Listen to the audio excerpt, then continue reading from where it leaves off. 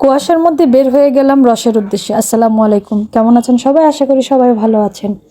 সকাল সকাল বের হয়ে গেলাম, খেজুরের রস খাবো। গতকালকে গিয়েছিলাম আমাদের একটা জায়গায়, তো সেখানে গিয়ে দেখি আমাদের খেজুর গাছে গুটি বেঁধেছে। তো সেটা দেখেই আর লোভ সামলাতে পারলাম না, সকাল সকালই চলে গেলাম খেজুরের রস খাওয়ার জন্য।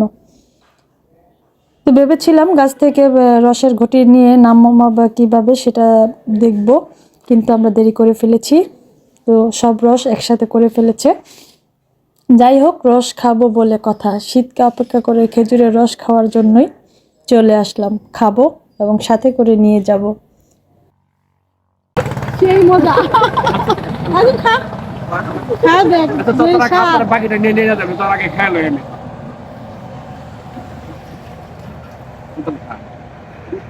হালকা মুড়ি বসুর করে খেলাম। হ্যাঁ, কেঁচা রস অনেকে বড় একবার নিয়ে দিছিল বুঝতে জানি। পরে পরে নিয়ে যায়, খাও পরে পরে যা আছে নিয়ে যায়।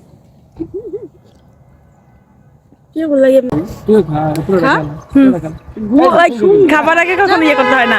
বিসমিল্লাহ বলে খা।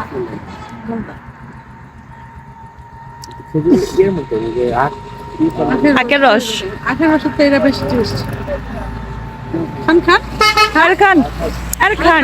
মজা।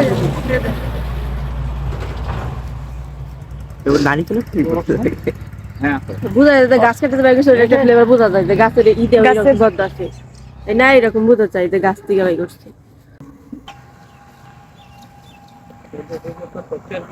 এই প্রথম খেলাম, আব্বু নিচান না বইটাও খাই নেই।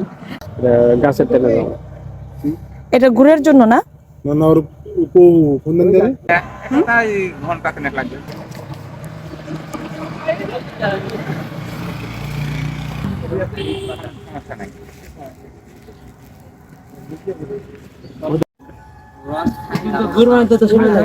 দেশি গায়ের দুধ, ক্ষেতের পোলাওর চাল আর নিজেদের খেজুর গাছের রসের গুড়, আর কি কিছু লাগে? বাসায় এসে এই খেজুরের গুড় দিয়ে পায়েস রান্না করলাম। আমি এর আগে কখনোই পাইনি এত সুমিষ্টি একটা ঘ্রাণ, মনটাই ভরে গেছে।